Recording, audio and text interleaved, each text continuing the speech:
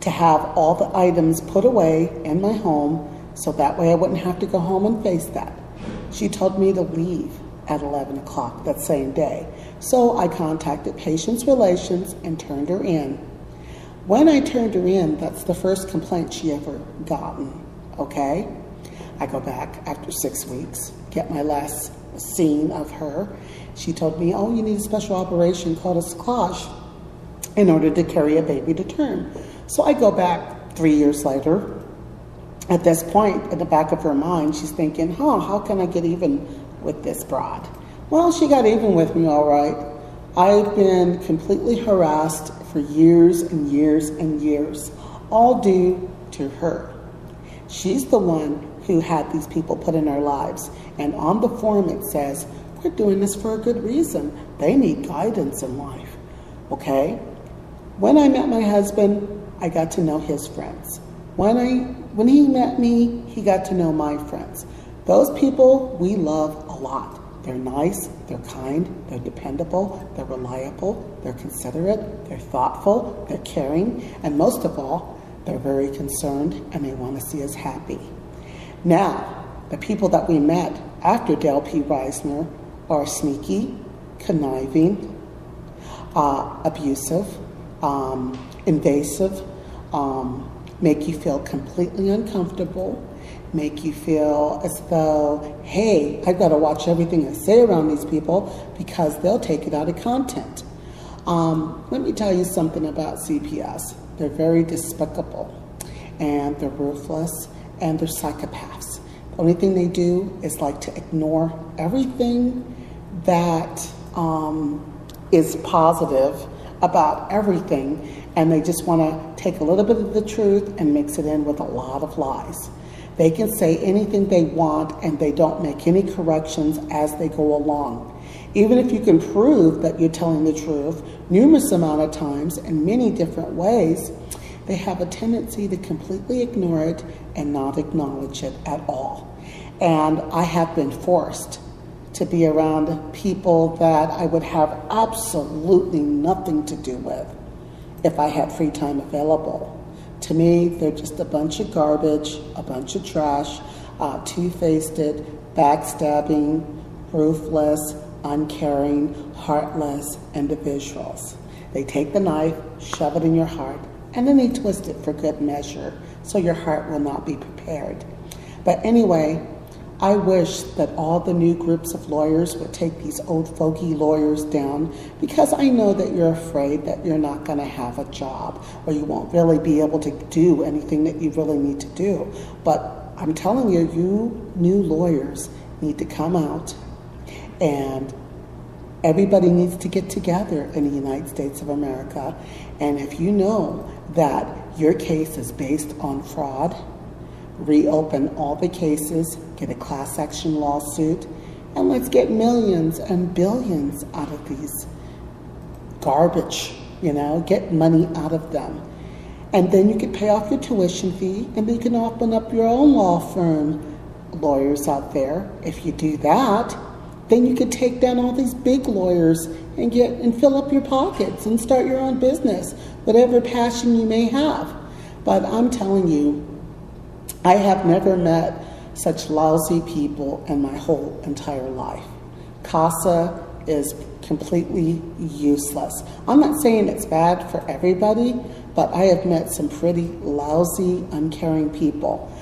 It's really weird that the judges just leave the case, but they're so concerned and worried. Then you've got CASA leaving the case. You've got certain people that don't show up in court. We can't get heard. We're not really allowed to say everything that we want to say. For the first 3 years when CPS harassed us, we were told we were going to be bothered for 6 months, and they dragged it on for over 3 years.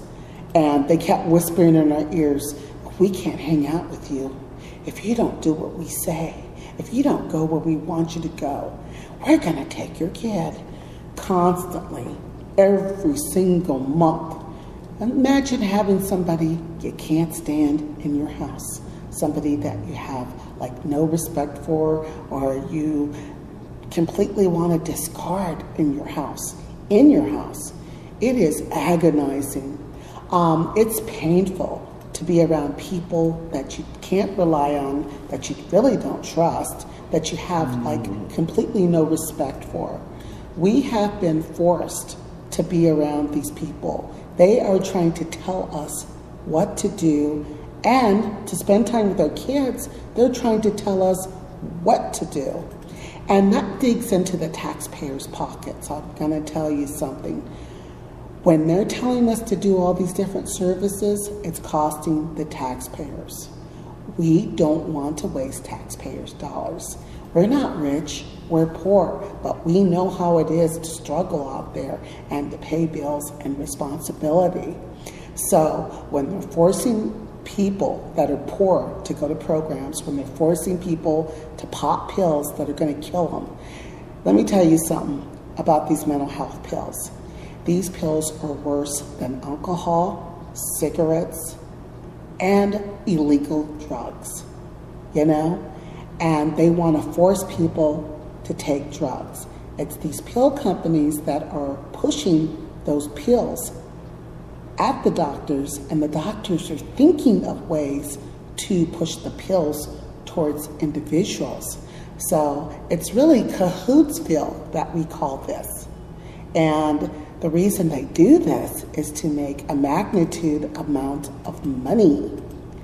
And what they do is they give you health problems on purpose: high blood pressure, diabetes, Parkinson's disease,